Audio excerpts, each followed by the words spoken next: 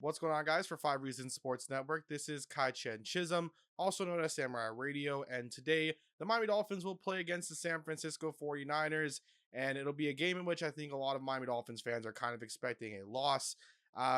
If Jimmy Garoppolo was still or wasn't playing, excuse me, and it was CJ Beathard or Nick Mullins, maybe you think, okay, they're going to get a chance to win. This will be a game because they've had a lot of injuries. They have some guys that are out. Their secondary is banged up. Their entire team is really banged up. They've still been playing pretty well. Some would argue that that game against the Cardinals, I know Javier Vega, part of the Fourth and Gold podcast, where they talk about, stuff with the 49ers, mentioned that, that Cardinals game was kind of a little bit of a fluke. I mean, we've seen the Cardinals come down a little bit since then. And then really, if Garoppolo was playing last week against the Eagles, I think we all assumed that they would have won that game. I mean, a 25-20 loss. Brandon Ayuk had an amazing, outstanding play in that game. I think when we look at it, it comes down to the quarterback situation. We have where Garappolo coming in is beneficial for the 49ers and uplifts their team and brings their team up.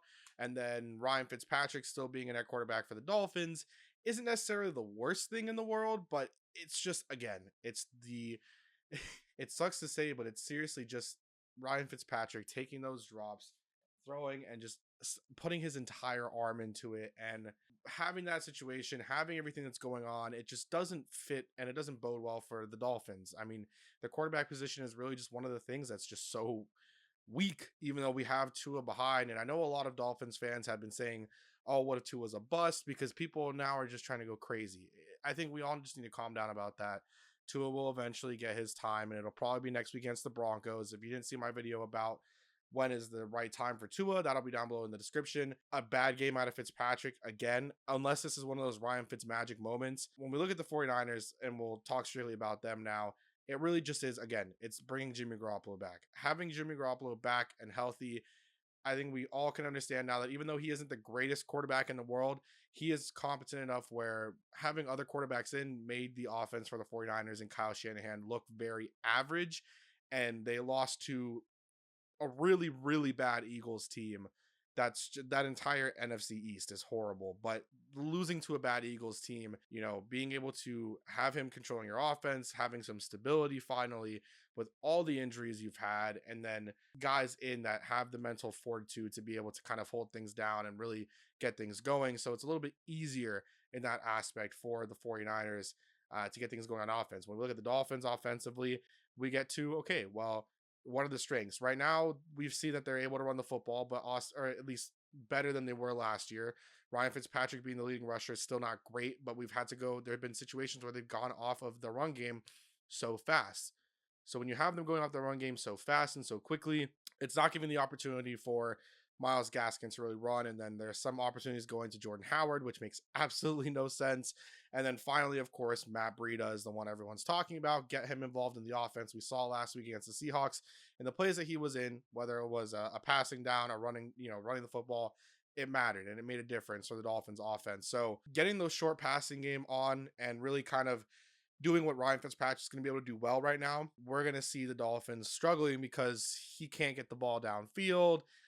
I still think that he's going to struggle. I don't think it's going to be a good game for Ryan Fitzpatrick, which then prompts Tua playing against the Broncos. But I expect if they get Matt Breida more involved, it'll be better. The offense should be a little bit better. The only issue is that Austin Jackson's now out. So maybe that does delay Tua a little bit since Austin Jackson's out. Although that's not really his weak side, being a left-handed quarterback. So the weak side would be the right tackle position, which then do you move Jesse Davis to left tackle, or Julian Davenport? Does he start at left tackle? What about Robert Hunt? Does he get a chance? So the offense comes down to getting Matt Breida involved, getting getting the running game going, being able to, if you can, attack the DBs. They've been super hurt. You're not going to attack those linebackers for the 49ers. They have star-studded linebackers. It's not going to happen. Fred Warner has been playing amazing. One of the best linebackers in the league. I think a lot of people would agree with. Although I found out from some 49ers fans that that's not the case in terms of he doesn't get the recognition he deserves. But I think Fred Warner is a great linebacker, should be considered one of the best in the league. You're not going to really attack him. Not like the situation against the Jaguars where you're going to attack that, or the Bills when, Tremaine Edmonds and Matt Milano were both out. You attack the linebacking position. You attack them in the middle of the field because that's where they're going to be weak. Right now, the weakness for the 49ers is secondary. Richard Sherman's out. Akilla Witherspoon is coming off of an injury, and he's going to be starting. Their secondary is much more weak right now. So if it's possible for Ryan Fitzpatrick to get those deep balls out, test those DBs. That's really the thing for the offense is just test the DBs.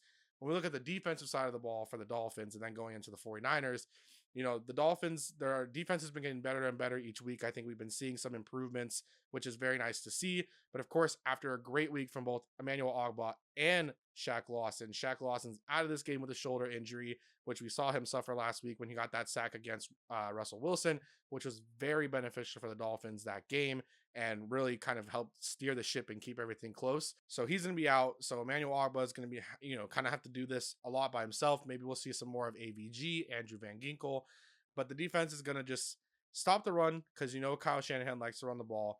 And with Garappolo being hurt, try to make him force throws. He's coming off of an injury. Try to make him force throws, make him uncomfortable, try to get as much pressure as you possibly can.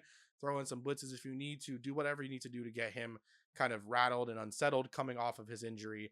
And it was still really a question mark of if he was going to play this week or not. Brian Flores mentioning that he was prepared for either three quarterbacks if that's what they were doing. They were studying tape on Mullins, on Beathard, and on Garappolo. So in that situation, what are you really going to do? What are you going to have? Try to put pressure on Garoppolo. When it comes to the defensive side for the 49ers, your DBs just got to hold. If they can hold and just keep Ryan Fitzpatrick, if your linebackers and your DBs can make Ryan Fitzpatrick pass down the field more, which we've seen that he's struggling to do, that'll be more beneficial because, again, he's putting his entire body, his entire arm, it looks shot into these throws. And you see throws where he's missing guys that are wide open because maybe he knows he can't make that throw anymore, or he's forcing it like that one that he forced to Isaiah Ford, and it just couldn't get there. I mean, I think anyone that can sit here and tell me that Ryan Fitzpatrick's arm isn't shot needs to look at that throw that he made to Jakeem Grant against the Jaguars. And then, of course, that Isaiah Ford throw from last week that was an interception because you can just clearly tell he's forcing the throws. So get him to throw the ball downfield. Don't let that short game begin for the Dolphins, because if they're able to get some screens to their running backs, some slants, any of those underneath routes, even attacking the middle of the field with Gesicki, if they can get him more involved, Chan Gailey, it'll be better for the Dolphins and it'll hurt a lot for the 49ers. So I feel like that's one of the things the DBs need to hold. The linebackers need to show why they're good. And the defensive line needs to take advantage of the Dolphins' offensive line being a little bit banged up. Ultimately, I think the Dolphins lose this game. I think I had said 31-17 the other day, and I will kind of just stick with that. I think 31-17 kind of sits at that right spot. But just like the Seahawks game, this is a chance where the Dolphins could do an upset and could win the game if all things can kind of align for them and fire on all cylinders. So hope you guys will enjoy the game. I hope I see you guys during post game when everything's all said and done, and that the Heat can come away with a win tonight. And it was a bad day for Florida sports. Obviously, Gators lost, lost. Not a fan, but I have some stuff because I used to work there, yada, yada, yada. But of course, it wasn't a great day for Miami sports. Hopefully today, the Dolphins can get on the right note and the Heat can force game 7 and ultimately win the NBA finals when they get to game 7 on Tuesday. So hope you guys very much enjoyed this video, and I will see you guys in post game later on today.